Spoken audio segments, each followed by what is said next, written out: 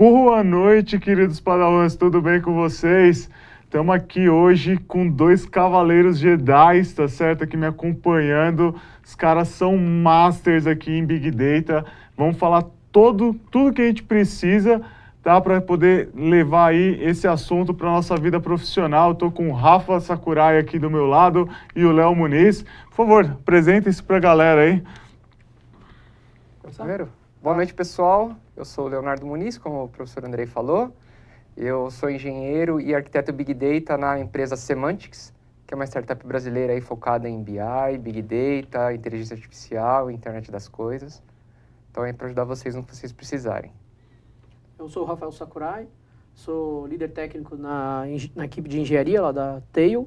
Tá? A Tail é uma empresa que trabalha com segmentação de perfis e aí a gente trabalha aí com bastante dados. Né? Então a gente pode dizer que a gente faz Big Data. Pô, falando em Big Data, então, aproveitando esse gancho aqui, faz Big Data.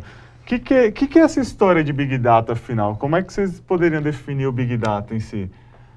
Bom, eu defino como o Big Data é a capacidade de armazenar e processar grande volume de dados, que pode ser tanto estruturado, semi-estruturado e não estruturado. E aí você alia algoritmos que utilizam o processamento distribuído, paralelizado, para garantir aí a velocidade que as organizações precisam para a tomada de decisões. Pô, legal. Mas aí nesse meio tempo aí, Big Data e tal, tem muita gente que fala que Big Data é BI, BI é Big Data. Eu acho essa história meio estranha, né? Porque um é diferente do outro, confere?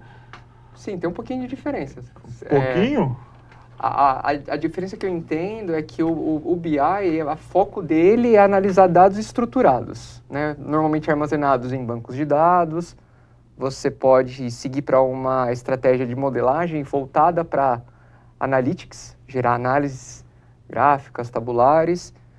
E já o Big Data, o foco dele é armazenar e processar dados de diversos tipos. Imagens, áudios, arquivos de diversos formatos, com uma quantidade limitada ou não de atributos ou colunas. Então, ali a capacidade de processar, precisa de algoritmos que precisem ter essa capacidade de processar diferentes tipos de dados mesmo.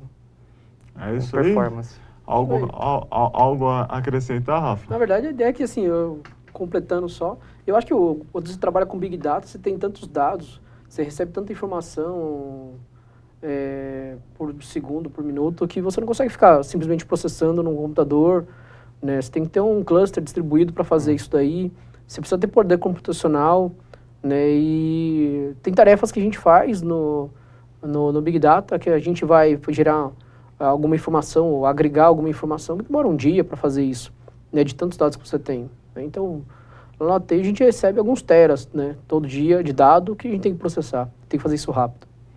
Aí a gente cai naquela história ali do quê, né? Daqueles famosos Vs, né?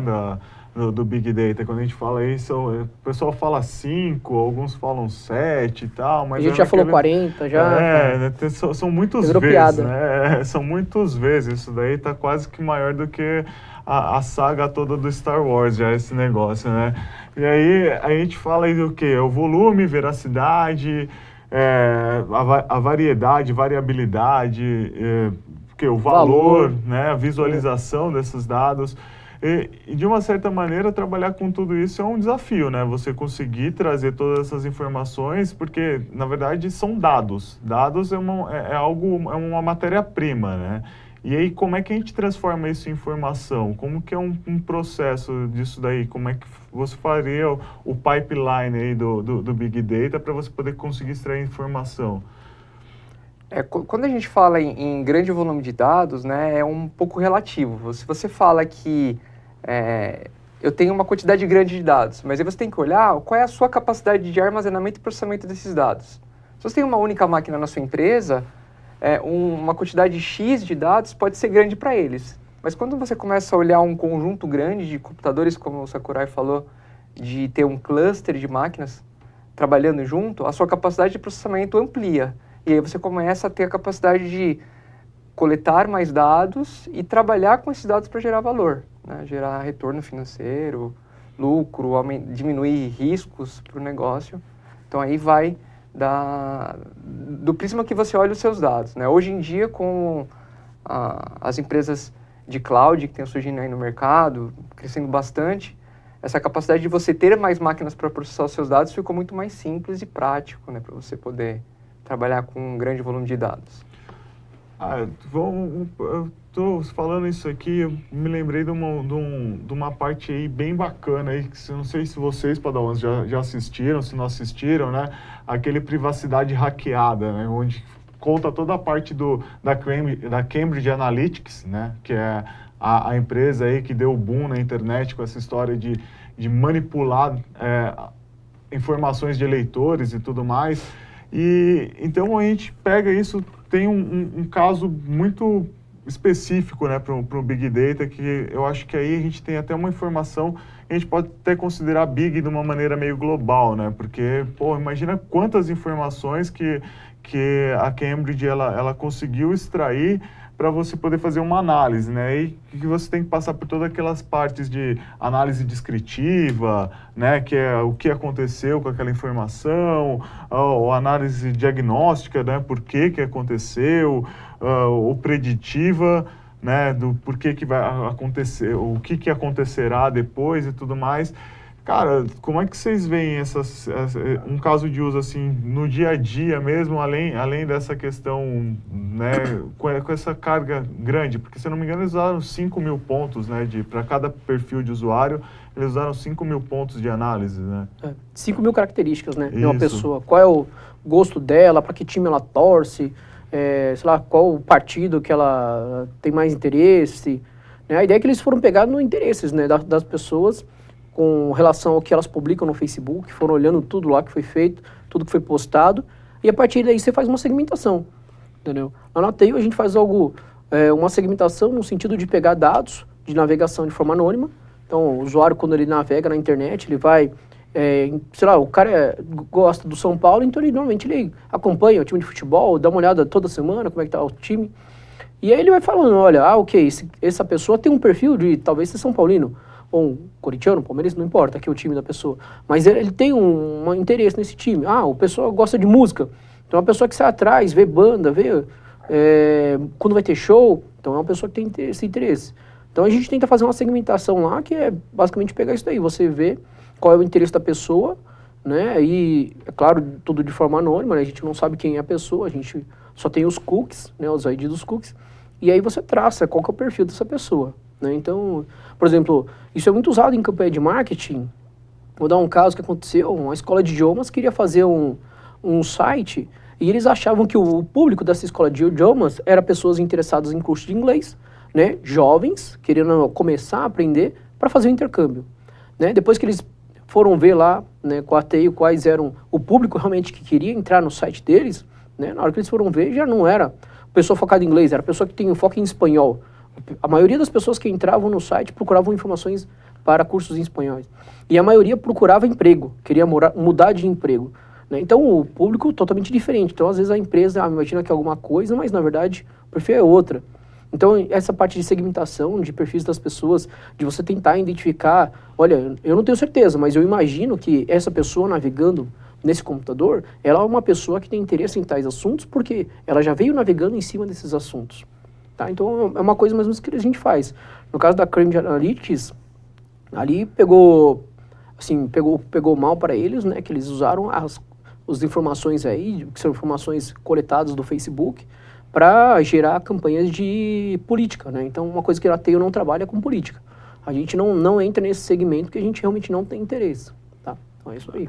É um interesse bem polêmico, Sim, né? bem polêmico. Mas, então, assim, de uma maneira, Léo, o que você acha? Você acha que a gente consegue trabalhar aí vendo dessa maneira?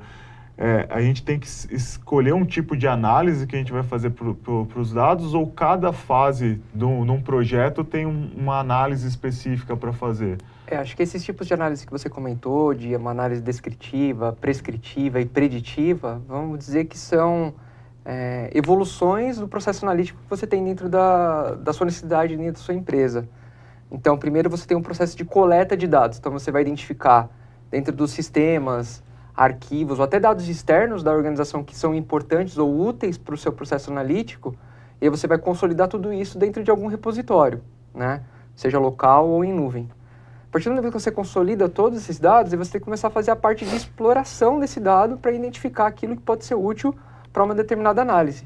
E aí você tem que fazer uma análise descritiva para verificar a característica daqueles dados, o que ocorre mais ou menos. E aí você começa a fazer relações entre esses dados que você coletou para verificar a relação que tem entre eles, né? No caso de utilizar esses dados aí que você falou da Cambridge Analytics, que ela coletou dados do quê? De características dos possíveis eleitores de uma determinada pessoa. E aí eles começaram a ver quem tende a votar numa determinada pessoa, qual é a renda per capita dela, né? Ou o gosto, que região que mora, como é que mora, se mora em casa própria ou alugada. Então, tudo isso são características daquela pessoa e qual é a chance dela ir para um determinado candidato. Então, isso daí é um tipo de análise que poderia ser feita, né? Para segmentar os clientes. Legal. E então, assim, de uma maneira, você tem que meio que... Primeiro você tem que fazer uma análise, você começa com uma análise ali da análise descritiva, certo? Depois você faz um diagnóstico, Isso. né? Depois para você poder começar a tentar prever aí o futuro. Isso, o prever é quando você começa a colocar algoritmos que fazem o aprendizado dessas características e propõem, né, sugestões ou automatizam um processo aí decisório para evitar que o ser humano fique a todo momento tomando a decisão e deixar que o algoritmo ou o computador, né, faça ajustes ou evite fazer alguma coisa por conta dessas análises que ele faz históricas. Legal, bacana. Então, a gente tem aí várias fases que a gente precisa pensar, então realmente é sempre aquela história, né? A gente não pode passar o carro na frente dos bois, a gente precisa primeiro entender o que a gente tem e entender também como que a gente vai poder trabalhar com eles, né? Para depois saber qual que é a técnica mais adequada para isso. E assim... eu já participei aí de alguns projetos com Big Data e Data Science e tal, e a gente sempre cai numa ideia lá daquela questão do Curse of Dimensions, né, que é a quantidade de informação que a gente vai trabalhar. Por exemplo, às vezes a gente coloca muitas informações, muitas variáveis, muitas características, e aí o que acontece? A gente acaba perdendo ali realmente a precisão da informação que a gente quer extrair. Como é que fica isso no cenário de Big Data? Porque eu vejo isso mais na parte de Data Science, né? Que já é na parte mais dos algoritmos, da estatística, dali. Eu sei que o Big Data, ele chega nessa parte, mas vocês encaram isso quando vocês estão preparando o ambiente de vocês e tal? A gente tem que sempre dimensionar em questão da arquitetura do Big Data, né? Do ambiente, do cluster de máquinas, qual é a quantidade esperada de dados que vão vir, né, de dados. Então, é importante você dimensionar isso. Você tem uma média, mais ou menos, de quanto de dados que vão vir por dia ou por mês, assim. Você tem que ter essa capacidade de poder armazenar lá dentro. E a partir dessa ingestão desses dados, aí entra o trabalho do analista de dados, que vai simplesmente gerar gráficos daqueles dados que já estão armazenados lá dentro, ou a parte de ciência de dados mesmo, que vão começar a gerar possíveis análises que ainda estão obscuras aí dentro daquela grande massa de dados. Às vezes também acontece de você ter um volume muito grande de dados e você querer processar isso daí com alguns algoritmos. Tem alguns algoritmos que realmente precisam de grandes volumes de dados.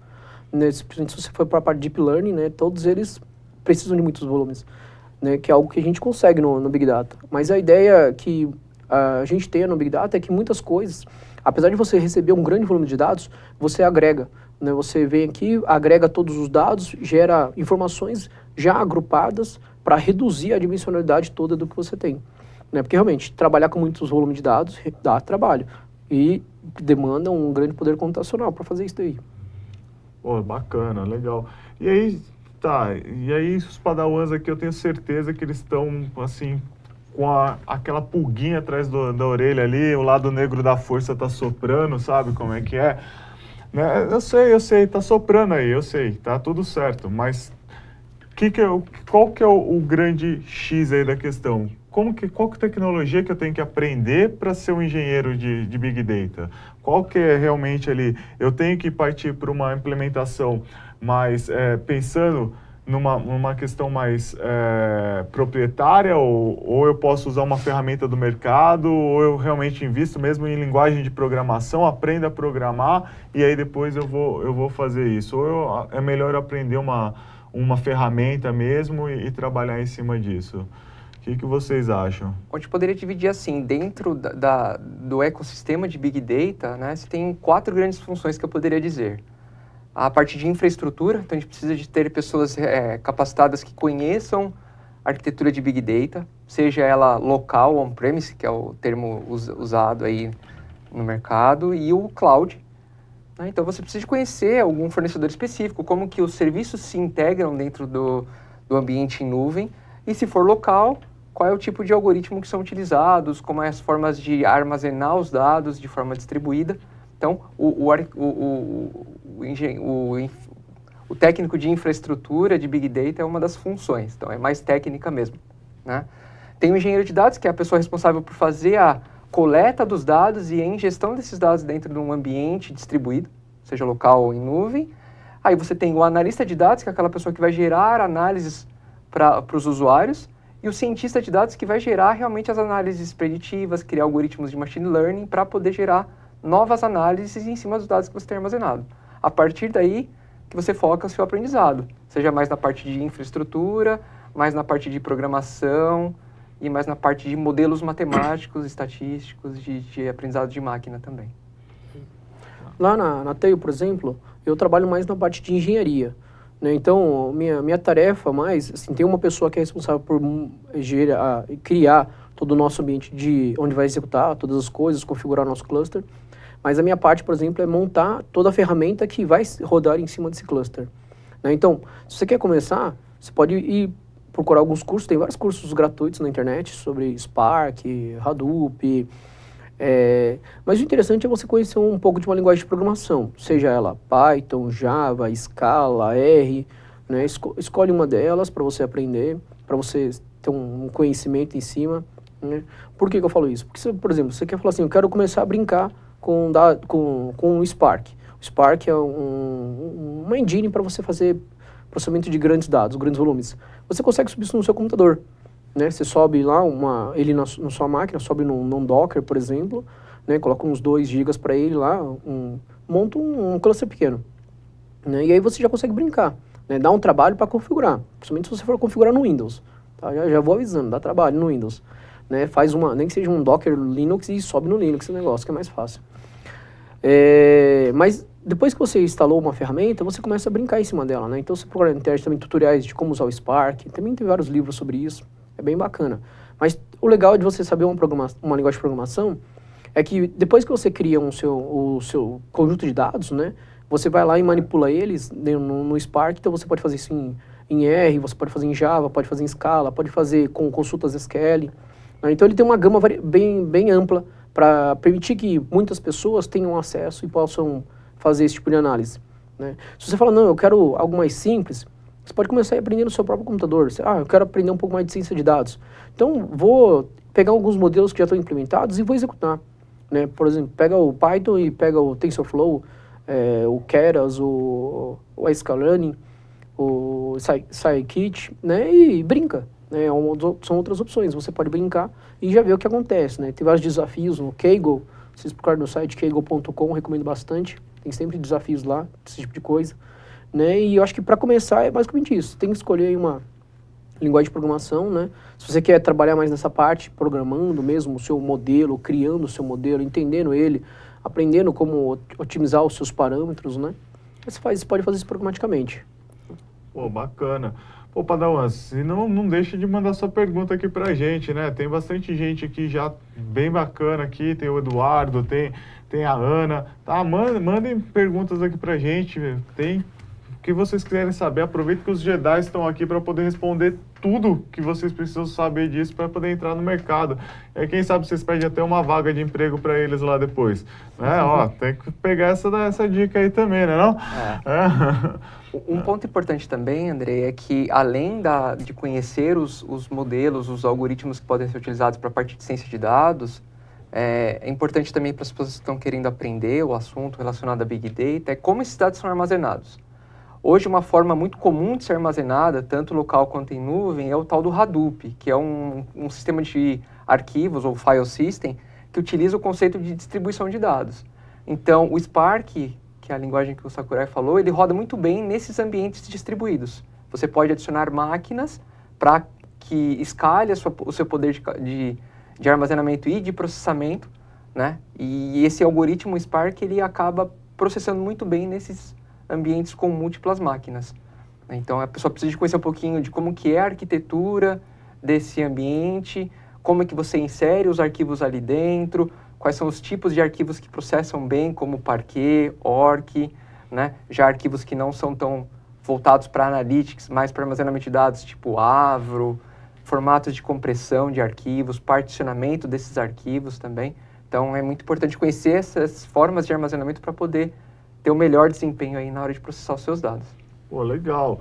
E, assim, você falou aí o Hadoop, o Spark, eles são soluções open source, né? Sim, então, nesse mundo do Big Data, tem as principais ferramentas que vocês encontram no mercado hoje, elas são essas ferramentas open source ou você pode encontrar aí alguma ferramenta, né, das grandes empresas aí do Vale do Silício, que nem IBM, Microsoft, eles têm uma ferramenta já pronta para vocês trabalharem com isso? Vocês utilizam isso? Vocês veem o mercado utilizando isso? Hoje em dia, grande parte das empresas criam soluções em cima dessas distribuições open source, né, que é gerenciada pela Apache. Então, por exemplo, hoje grande parte dos algoritmos que rodam ou que são utilizados utiliza, né, o Hadoop ou até o file system da Google, né? Então, eles pegam esses códigos fonte aberto,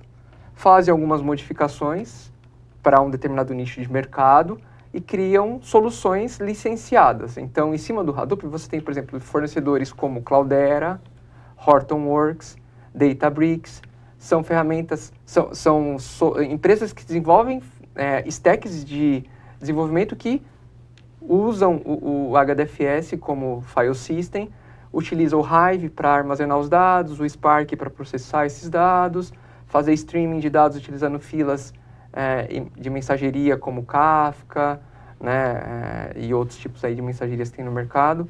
Tudo isso para fazer a parte de processamento em real time, você tem a parte de algoritmos proprietários de machine learning, que você pode utilizar também, que aí a AWS é muito forte, Google está entrando no mercado, Microsoft também, e aí elas deixam como serviços.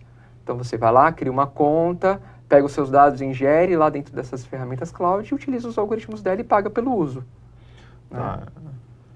Quer completar alguma coisa? Eu acho que assim, muito do que o Léo comentou agora por exemplo, uma das soluções que depois eu vou mostrar mais pra frente para vocês no hands-on, que é uma ferramenta que lá na TI a gente desenvolve, né? Lá, por exemplo, tem várias soluções prontas, né, que trabalham com essas ferramentas de Big Data, mas lá a gente costuma desenvolver a nossa solução, só que a nossa solução é em cima de uma delas, né? Então eu vou mostrar uma solução que a gente criou, que é em cima, depois mostro isso, que é em cima do Spark, com HDFS por trás dos panos, né? Mas, por exemplo, o Spark também roda muito bem no S3, qualquer outro sistema de gerenciamento de dados distribuídos também, né? Mas é bem isso, tem muitas ferramentas que são prontas, que a empresa vai lá e pega e compra, né? E tem acesso e consegue fazer, trabalhar em cima disso. Uhum. E tem outras empresas que preferem desenvolver sua própria solução em cima dela. Pô, galera, o Pedro Ernesto, ele fez umas perguntas interessantes aqui e eu acho que seria legal vocês compartilharem aí o conhecimento de vocês, tá? Ele perguntou se tem Hadoop para Data Lakes, tá certo? E se o Hadoop ele aceita o non-SQL, né? Para você trabalhar, como que isso funcionaria? O Hadoop, na verdade, assim, hoje, se você imaginar, o Hadoop ele tem duas coisas dentro dele. Ele tem um armazenamento de dados e ele tem um processador de dados usando o MapReduce. Hoje em dia, o pessoal parou um pouco de usar esse MapReduce. Então, a gente usa o armazenamento de dados dele distribuído, que é o HDFS. Então, você imagina o HDFS no seu computador, você imagina como se fosse um sistema de diretórios. Você vai lá no Windows, no terminal que você tiver, cria um diretório, um drive, você vai lá e monta. Então, você consegue criar o seu Data Lake dentro de um HDFS, né? Porque, na verdade, o HDFS vai servir para você armazenar os data stores divididos em diretórios diferentes, ou até em arquivos diferentes. tá? Mas o Hadoop vai gerenciar isso para você. Tá? Então você vai lá, cria o seu cluster lá de HDFS e monta tudo em cima dele. E o importante do ambiente HDFS que o Sakurai comentou é que o Hadoop ele gerencia um conjunto de máquinas. Então, uma vez que você armazena um arquivo dentro de um diretório que você criou dentro do HDFS, ele já, por padrão, ele tem uma redundância. Se você tiver, por exemplo, no mínimo 3 máquinas, você inserir um arquivo numa máquina dela, ele automaticamente já distribui esse dado nessas 3 máquinas, os dados desse arquivo. Então, se por acaso uma máquina fica indisponível, automaticamente você tem outras 2 que têm a mesma quantidade de dados armazenada. Então, a sua possibilidade de falha ou indisponibilidade de um sistema reduz bastante. Só completando também, ele perguntou de usar o NoSQL, né? Quando a gente está no HDFS, né, então a gente tem uma estrutura de diretório, eu posso colocar o arquivo no formato que eu quiser lá. Tá? Eu não preciso usar não é igual um banco de dados, que é um SQL que a gente usa. Então, no seu Data Lake, você pode ter um Data Store que é de JSON, um outro Data Store CSV, um Data Store que é Parquet. Tá? Então, você pode ter realmente vários formatos de arquivos que formam o todo do seu Data Lake. E o legal de você, isso era a base do sistema de arquivos. Depois você pega uma ferramenta em cima disso daí, como o Spark, isso daqui vira tudo igual. Não faz diferença para você se o negócio está escrito em Parquet ou está em JSON. Talvez fique mais rápido num do que no outro, né? Mas no final você pode pegar e fazer uma consulta SQL que consulta tudo ali, por baixo dos panos. Uma camada acima do HDFS, que é o que o Sakurai comentou, de os dados estarem sendo armazenados lá em diversos tipos de formato de arquivos, você tem a possibilidade de depois analisar esses dados.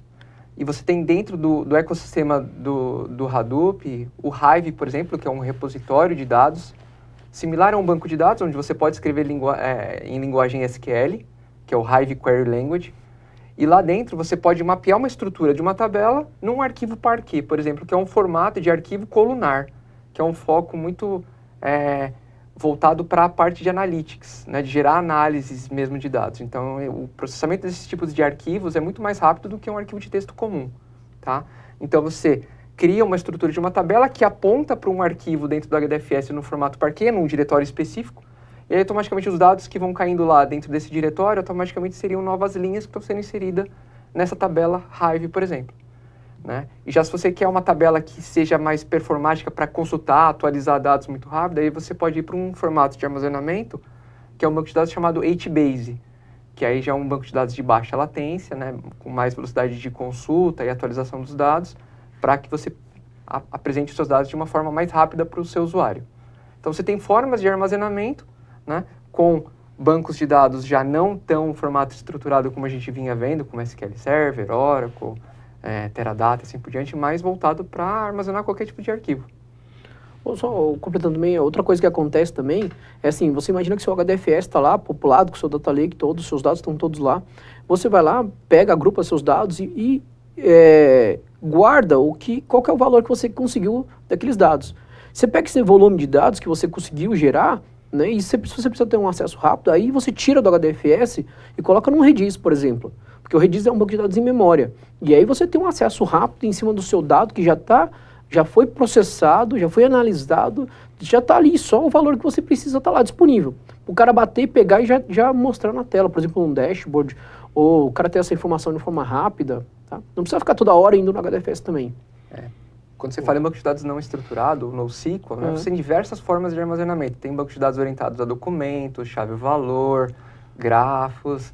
Então, dependendo do tipo de análise que você precisa, você vai ter que escolher um deles, né? Sim. Se você for ver, pensando aí nessa história toda de o NoSQL ser um banco de dados não estruturado, qual que é a diferença, né, entre um banco de dados estruturado e não estruturado? Que é aquela história, né, do você pegar ali um Oracle da vida, você pensar na quantidade de dados que você vai ter para você não repetir, para você ter consistência e tudo mais. Uhum. E aí qualquer outra coisa que você não siga essas regras, você acaba caindo como um banco de dados não estruturado. Isso. Ele te dá mais flexibilidade realmente no armazenamento de dados, não precisa ter aquela parte de integridade referencial, né? Então você já muda o foco um pouco, né? O foco é mais armazenar e poder consultar esses dados sem muito critério em ter a chave primária, a chave estrangeira e assim por diante dentro dos bancos de dados relacionais. Então, a gente pode até brincar aqui de uma maneira meio... aí eu acho que o Pedro entendeu bem aí essa questão, mas eu acho que a gente pode até pegar esse brincar e falar que o Big Data, na verdade, ele seria um grande banco de dados NoSQL, né? Porque você tem todas as informações ali, você vai fazer uma consulta nesse banco de dados gigantão aí, e ele é transparente, indiferente do tipo ou da ferramenta que você está usando para armazenar. Seria mais ou menos isso? Sim. Sim. Ah. Você pode ter no final lá um banco de dados SQL por trás dos panos, né? Mas não necessariamente que você precisa disso. Você pode ter, na verdade, um conjunto de banco de dados. Você pode trabalhar com mais de um, né? Então você pode falar, não, eu quero montar uma estrutura aqui que uma parte está no Redis, uma parte está no Mongo, outra parte está no Oracle. Não tem problema, né? Você consegue manipular isso daí tudo de uma vez. É por isso que essa eu parte falei, da variedade, né? Porque eu falei, a gente pode pensar como não estruturado, porque a gente Sim. não precisa se preocupar como que está armazenado isso. Né, a consulta ela vai acontecer de maneira transparente para todas essas ferramentas, né? Se você for olhar para o banco de dados como o Oracle, o SQL Server, ele também, por trás dos panos, quando você não vê aquele formato bonitinho, ele também está guardando em arquivo em algum lugar, né? Um repositório que ele cria internamente, mas é arquivo também. Então, a gente só está mudando o formato de armazenamento, num ambiente distribuído, com múltiplas máquinas, todo gerenciado, e aí você tem várias camadas que você pode criar do acesso a esses dados, né? Seja um gráfico, orientado, documento, assim por diante. Então, o legal mesmo é entender, antes de falar e focar aí numa solução de serviço de AWS, de Microsoft ou qualquer coisa do tipo, né, a gente focar primeiro no ecossistema Hadoop, Isso. né, no Spark e tudo mais, para a gente poder dar vazão realmente ao sistema do Big Data, né? E aí depois você pode pensar em como você vai consumir os serviços dessas grandes empresas aí, para poder você extrair informação desses dados, não é isso? Tendo o conhecimento do conceito da arquitetura do Hadoop, na hora que você pega lá um BigQuery da Google ou um Redshift da AWS, você vai ver que nada mais é do que um banco de dados que consome dados de um repositório, no caso da AWS é o S3, do Google é o Storage, que você tem algoritmos que processam aquilo lá de um formato muito rápido, via serviços, né? Boa, legal. Bom, eu sei que a galera tá tinindo aqui, tá querendo muito ver um hands-on, ver como é que isso funciona. Eu vou fazer um swap aqui com o meu amigo Rafa, tá? E eu já vou deixar uma pergunta também aqui do Pedro, enquanto a gente faz esse swap, a gente já faz mais uma pergunta para vocês, tá? É assim, utilizar Hadoop ou Integration Service Kubus lá, o SQL? Tá, essa é a pergunta dele. Eu nunca ouvi falar do Também Integration Service Kubus, o SQL ou Hadoop. Então a gente vai fazer um swap aqui, galera. Vocês vão ver a gente fazendo um swap aqui, mas o Rafa vai mostrar para vocês como é que funciona essa parte toda. Olha, em relação à pergunta, né, eu acho que vai muito do foco, né? Se o seu foco é utilizar um ambiente de analytics estruturado, onde você cria um cubo dimensional voltado mais para BI, né, que você pega as suas métricas, armazena numa tabela fato, e você tem um conjunto de tabelas lá que são as dimensões de análise, as suas descrições textuais do seu negócio, aí sim você pode falar assim, eu quero utilizar uma ferramenta que me gera um cubo analítico onde eu posso plotar isso um gráfico e fazer uma análise ad hoc, que você vai lá, arrasta os campinhos e gera os seus relatórios gráficos, né? Agora, quando você fala em ter um Hadoop, você já está falando primeiramente num formato de armazenamento de arquivos, né, distribuído, garantindo a alta disponibilidade do seu sistema analítico. A partir dos dados armazenados ali, você pode criar diversas formas de análise. Você pode até criar um conjunto de arquivos, fazer como se fosse um mini cubo lá, que vai processar os seus dados, porém, com um algoritmo de alto poder de processamento como um Spark, ou utilizando até o MapReduce, que é um pouquinho mais antigo, mas que também entrega valor, consegue fazer umas análises bacanas. Então, vai muito de como você vai querer armazenar, ou num banco de dados estruturado, ou num ambiente não estruturado, que te permite ter uma flexibilidade maior de escolher o melhor tipo de arquivo para sua análise. Pô, bacana. Eu acho que, então, realmente eu nunca tinha ouvido falar desse Integration Service Kubus aqui. Pedrão, você me desculpa aí se eu tô devendo essa, mas eu acho que o professor Léo aqui, ele respondeu bem, né? Mas Então, a ideia seria você trabalhar com os seus dados em 3 dimensões mesmo, para você poder ter uma visualização melhor deles. Seria isso?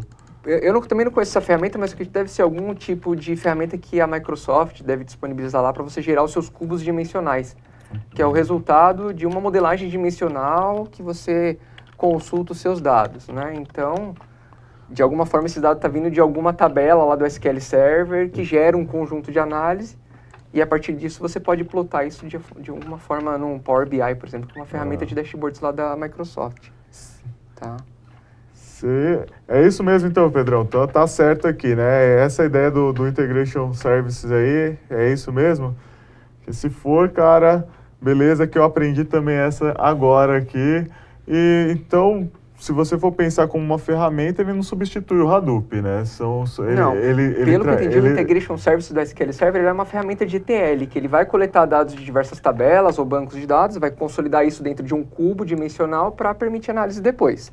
Você também tem algumas ferramentas voltadas para o ecossistema do Hadoop, para também fazer a ingestão dos dados, seja num HDFS local ou num S3, no storage lá da nuvem, né, da Google, da AWS, que tem uma ferramenta bem conhecida no mercado hoje, que eu posso dar o nome para vocês até poderem aprender e, quem sabe, engajar no mercado, que é a StreamSets, que é uma ferramenta de desenvolvimento de pipelines.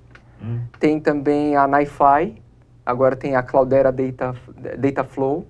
Isso são ferramentas que você instala e configura os seus dados que você vai precisar de ingerir, né? E tem as ferramentas como serviço da AWS, né? Tem da Google também, o Dataproc, o Dataflow. Então, você tem algumas ferramentas que você também pode fazer a mesma coisa que pagar algumas centenas de milhares de dólares aí da Microsoft ou... Boa, garoto. Então, beleza. Então, Rafa, eu vou passar a bola para você. Pedrão, valeu aí pela participação. Pode continuar mandando pergunta, a gente está aqui. Rafa. Tranquilo, vamos lá. É com você. Eu quero mostrar aqui para vocês uma ferramenta que a gente desenvolveu recentemente, tá? Não tenho muitos dados aqui dentro dela para mostrar, mas o que eu quero focar, eu não tô aqui focando para vender ferramenta nem nada, tá? Quero focar no uso do Big Data, tá? Essa é a ideia que eu quero trazer para vocês, né? Se conseguirem implantar aí minha tela, então... Tenho aqui a gente chama de refinaria, tá? Esse sistema que a gente desenvolveu, né? Eu tenho uma área que chama área de Data Lakes, tá? Eu tenho uma área de pipelines, né? Então, vamos por partes. O Data Lake é o meu conjunto de datasets, data stores, tá? O pipeline são sequências de processamentos que a gente realiza em cima desses data stores. Eu posso agendar quando esses processamentos são realizados, né? Eu vejo um histórico das suas execuções e eu tenho alguns dashboards para eu ver, gráficos gerados, por exemplo, que isso daqui pode soltar, ou arquivos que eu posso gerar, e eu pegaria isso daqui, tá? Então, eu vou mostrar aqui uma visão de alto nível, porque eu não tenho dados aqui para mostrar para vocês, mas vamos imaginar que eu tenho um Data Lake, né? O que é um Data Lake, né? Um Data Lake é um conjunto de informações sobre algum assunto, né? Aqui no meu exemplo, aqui eu tenho 2 Data Lakes aqui, que são dados que foram criados. Aqui os Data Lakes aqui estão vazios, tá? Então aqui é só um esquema que eu queria mostrar para vocês. Mas você imagina um Data Lake como se fosse uma pasta lá no seu HDFS, que tem dentro dessa pasta informações sobre um determinado assunto, tá? Você pode imaginar alguma coisa assim, né? Aqui na opção de criar um Data Lake, uma coisa que a gente faz, a gente recebe aqui um arquivo, né, como parâmetro. Vou pegar esse arquivo aqui. São arquivos de reviews que eu montei, tá? Eu vou explicar rapidamente o que é. Se eu não me engano, eu separei esses reviews por vírgula, tá? Então eu tenho um arquivo, eu tenho formato dele, se tem cabeçalho, se não tem cabeçalho. Peraí que eu acho que eu mandei o arquivo errado. Não tem vírgula. Tá lá. Então eu tenho esse arquivo, olha, na hora que eu crio um data store, ele já identifica para mim, olha, esse campo nome é uma string, esse latitude é um double, né, longitude é um double, a nota é um long, o string é um long. Sei lá, se eu tiver aqui um tipo diferente, ele pode vir aqui e falar, olha, isso é um e-mail, é um CPF, é uma data, é um IP, é um CEP, é uma URL, tá? Então, a gente faz algumas inferências em cima dos dados, porque aí você tem um esquema tipado para o seu data store, para o seu data lake, depois vai ter cada um dos seus esquemas que você tem nos seus data stores, já estarão tipados. E aí a gente usa isso daqui, uma sacada bem interessante, né? Porque se o dado é um dado do tipo CPF, né? Se um dado é um e-mail, né, da pessoa, o nome da pessoa, o telefone da pessoa, são dados que a gente chama de PII, são dados que identificam uma pessoa. Né? Então você pode chegar num próximo passo, é que no exemplo aqui não tem, mas eu poderia chegar num próximo passo e falar assim, olha, eu tenho um CPF, então eu quero que esse CPF seja a minha chave do meu data store, porque ele não se repete. Mas aqui no meu caso eu não tenho nenhum dado-chave, então eu vou falar, olha, gera para mim uma chave qualquer. E aí vem uma parte importante. Atualmente estamos para entrar agora no começo do ano que vem, o LGPD no Brasil, né? Nossa ferramenta ela já atende isso daí. E eu tenho que falar qual a base legal que eu tenho para montar esse dataset, nesse data store aqui dentro do meu data lake. Então isso vai ser uma coisa obrigatória a partir do ano que vem. Todos têm que falar qual é a base legal usada para fazer isso. Né? Então vou colocar aqui uma de exemplo aqui. E agora vem a sacada. Quando o meu tipo de dado é um tipo CPF, olha, eu vou voltar aqui só para vocês entenderem aqui qual a sacada que eu quero imaginar. Imagina que o nome aqui, né, aqui é o nome de um restaurante, né? Eu vou falar que isso daqui é um CPF, só, eu não sei se ele vai deixar aqui, né? Só para exemplificar, imagina que isso daqui é um número de CPF, né? Se eu chegar aqui nessa parte de anonimização, ele já te fala para você, olha, se esse dado é um CPF, eu acho bom você anonimizar esse negócio, porque é um dado PII, né? Então eu já na ferramenta eu já identifico esse tipo de informação que quando os próximos dados forem encarregados, já vêm todos anonimizados. Então eu olho aqui, eu não sei que isso daqui é um CPF. Né? Eu posso até saber porque eu tenho a ideia de que seja um CPF, mas qual é o número desse CPF? Tá? Então eu vou só desfazer aqui, vou deixar como string mesmo. Mas essa é uma parte muito interessante na hora que você vem trabalhar com a parte de LGPD. Né? Todo mundo tem que fazer esse negócio aqui a partir do ano que vem. Né? Então eu vou tirar aqui a anonimização da minha coluna. Tá? Então aqui eu tenho alguns dados, né? Então se eu quero anonimizar uma informação, qual é a base legal, tem uma outra informação que a gente tem também que é enriquecimento de dados. Imagina que uma empresa ela tem dados e ela quer vender esses dados, tá? Aqui são dados fictícios, tá? A gente criou aqui uma base de CEPs, uma base de renda com base no IBGE, porque o IBGE é aberto, né? Então a gente colocou aqui uns exemplos, mas eu poderia comprar uma base de dados. Digamos que tem uma empresa que tem os dados dos clientes dela e ela tem permissão de base legal de fazer a venda desses dados. Então uma empresa terceira pode vir aqui e falar, opa, eu preciso desse dado aqui para fazer uma campanha de marketing, para eu descobrir qual é o cliente que eu tenho que procurar, porque eu quero vender esse produto para ele. Isso é muito legal e é muito usado para fazer esse tipo de coisa. Né? Então aqui é o meu cadastro do meu data store. Uma coisa interessante também quando a gente tem um data store, né, que vocês vão ver falar, o data lineage, né, você conhecer todos os processos que houve em cima do seu dado. Né? Então você tem que saber, olha, esse dado entrou com essa base legal, ele sofreu essa transformação, a saída dele foi desse jeito. Tá? Então essa é a ideia. Vou mostrar aqui uma outra conta aqui, que é uma conta de demonstração que a gente tem também. Aqui eu tenho um data store carregado, né? Então eu posso dar uma olhada aqui, né, e ver os dados que ele tem. Tá? Aqui é só uma amostra, tá, desses data store. Então aqui é um CEP, né, tipo do logrador, né, bairro, cidade, estado. Então a gente montou aqui alguma coisa assim só para a gente poder fazer uns testes, né, com número de CEP, para bater o número de CEP, tá? E uma coisa que a gente faz quando você está trabalhando com muito dados, imagina só, você tem lá 1 tera, 2 tera, 3 tera, não importa quantos tera você tem, a gente tem 300 lá no mês, sabe? Não vou conseguir fazer rodar um machine learning rápido em cima disso. Não vou conseguir fazer uma análise em cima disso rápida, tá? Então aqui, na hora que a gente brinca aqui no Data Lake, uma coisa que a gente faz, todo dado que a gente sobe, a gente cria uma amostra. Né? Então a gente fala, vou criar um sample. Esse meu sample é de no máximo 200 mil linhas. Né? Então a gente cria um sample aleatório para pegar uma parte do conjunto de dados lá e a pessoa faz uma análise explorativa em cima disso daí. Então isso tudo é parte do trabalhar com Big Data. Você tem que saber onde armazenar, isso daqui foi parar no HDFS, ou por exemplo, poderia ter pagado e colocado um S3, né, um sistema distribuído também. Tá? Então mas você tem que armazenar isso em algum lugar. Quanto que você vai armazenar nesse data store? Não sei. Você vai subir no arquivo lá. Quando você tiver máquina para aguentar no seu cluster, você vai subir no dado em cima dele. Entendeu? Se você tem um grande volume, recebe um grande volume de informação. Tá?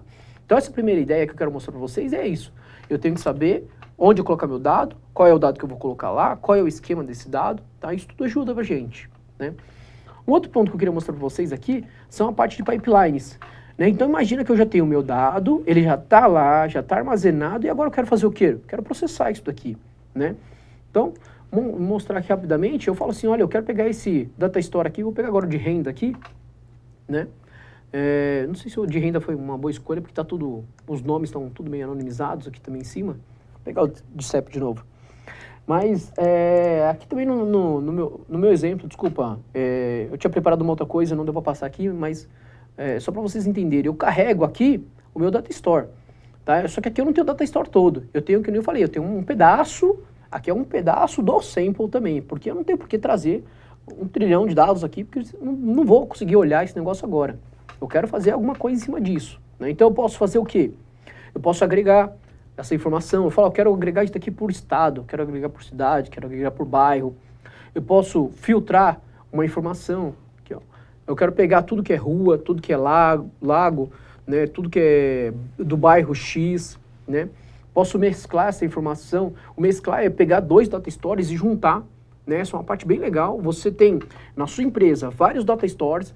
Que eu comentei, eu tenho um data store que é em JSON, outro que é CSV, outro que é Parquet, não importa.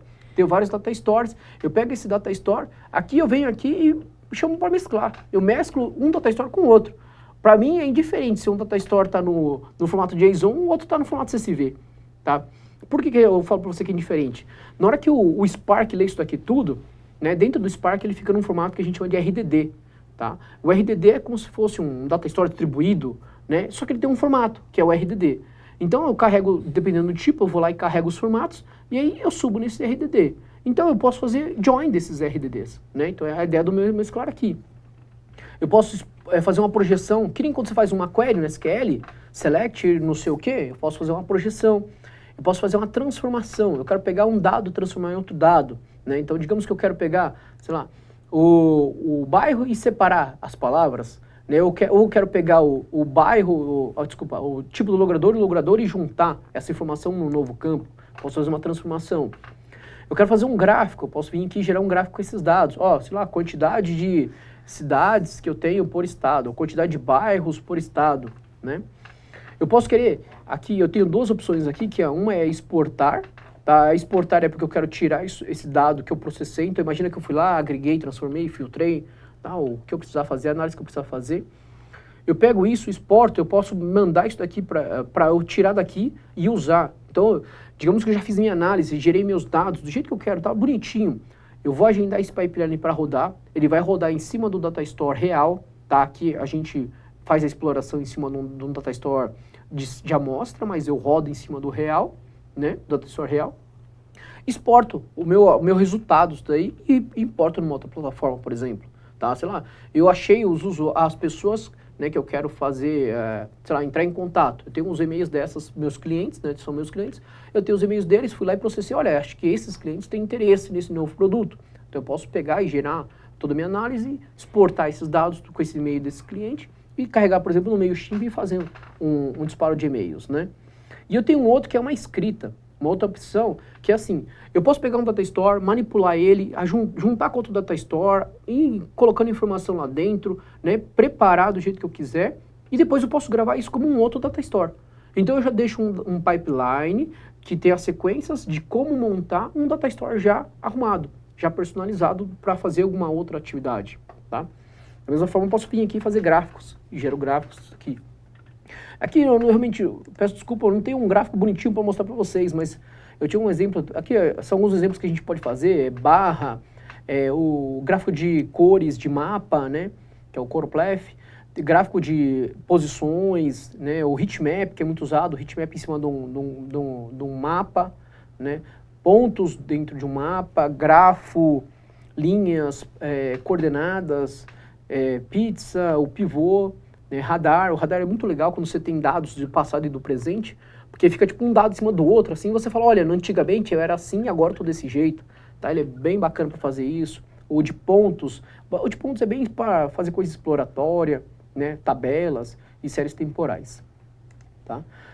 Não vou montar aqui agora, mas só para tentar exemplificar, você pode imaginar que eu quero fazer alguma coisa assim, ó.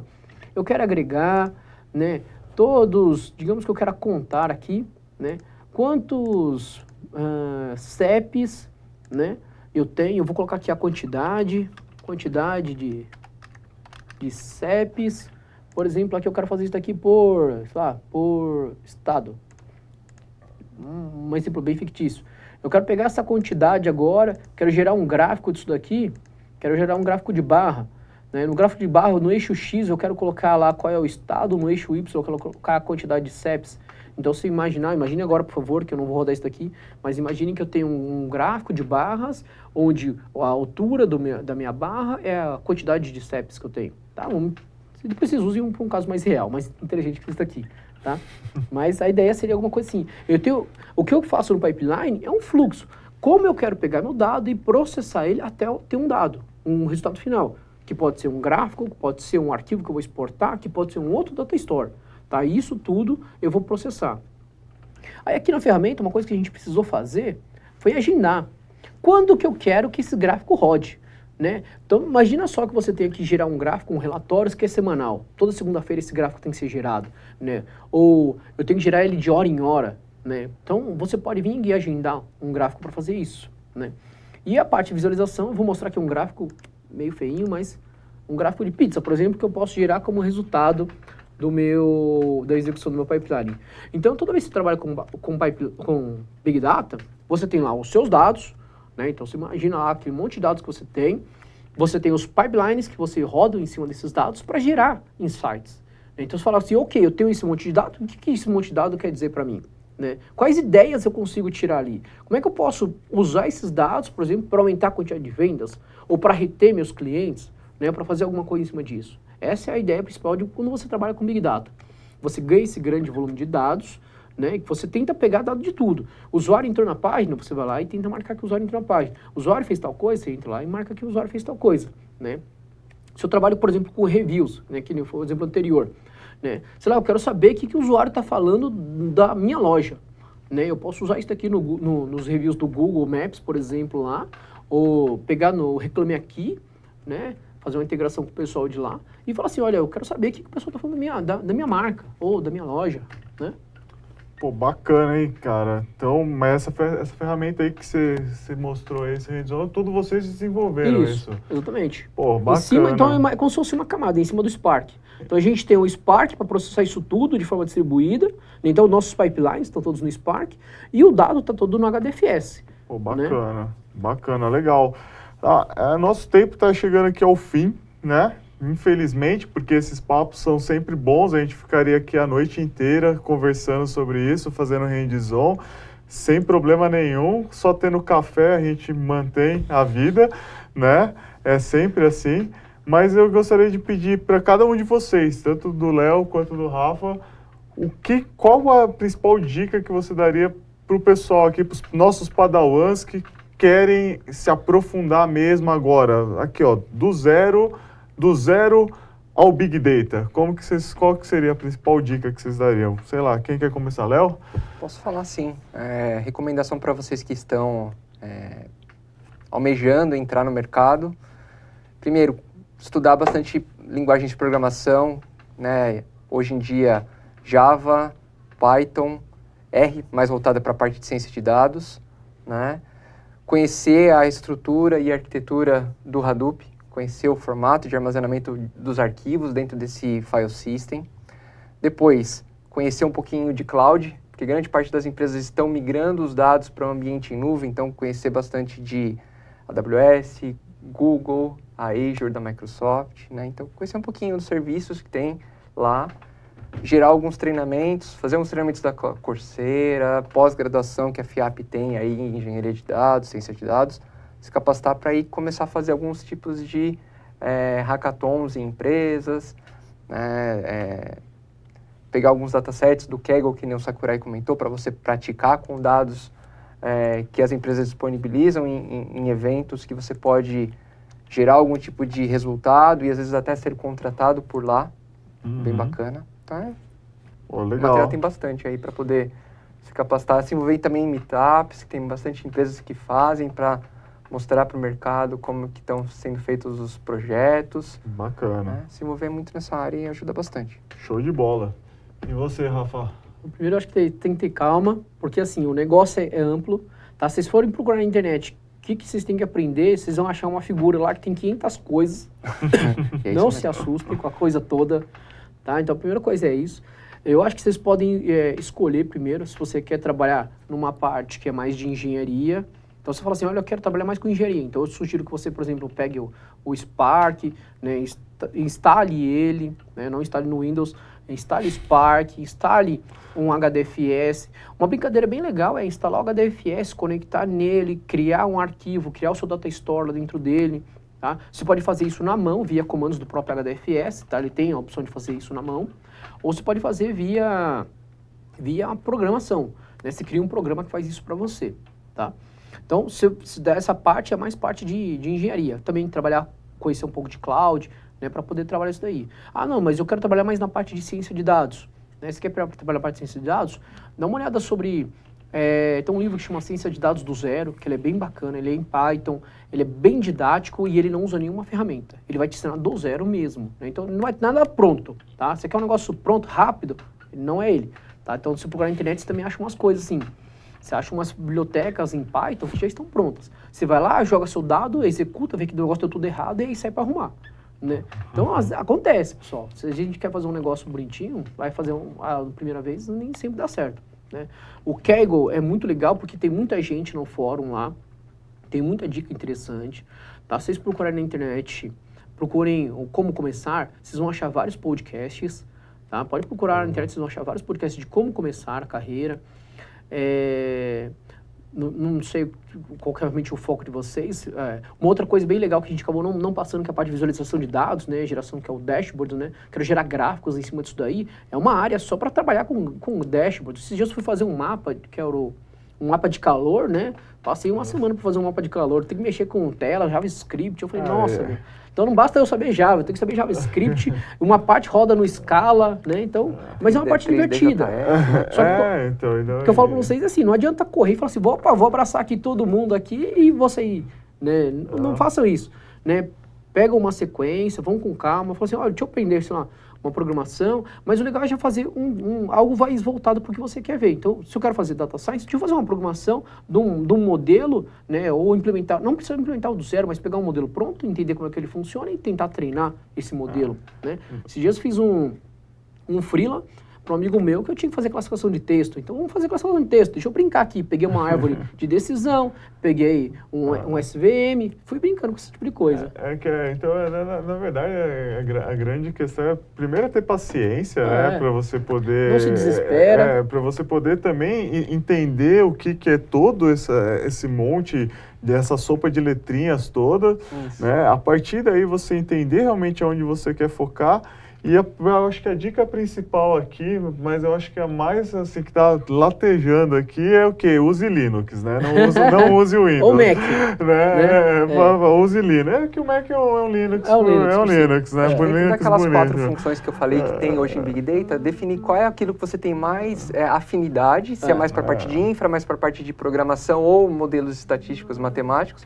E aí definir uma estratégia. O que eu preciso de aprender para chegar naquela função. Não, eu acho que você pode começar, faz um negócio e ver o que, sei lá, deu errado. Por que deu errado? Aí vai atrás. Vai começar a sabe? Vai fuçar. É isso aí. Né? Então, galera, não tem muito o que fazer, né? Eu só vou agradecer por vocês terem participado aqui com a gente, terem interagido aí. Espero que a gente tenha trazido mais conhecimento para vocês aqui e vocês conseguiram aproveitar todo esse tempo com os 2 Jedis aqui do Big Data, tá certo? Um grande abraço para vocês, a gente vai ficando por aqui, mas qualquer coisa a gente tá lá no Slack, pode perguntar que eu levo a pergunta para os Jedis também, tá bom?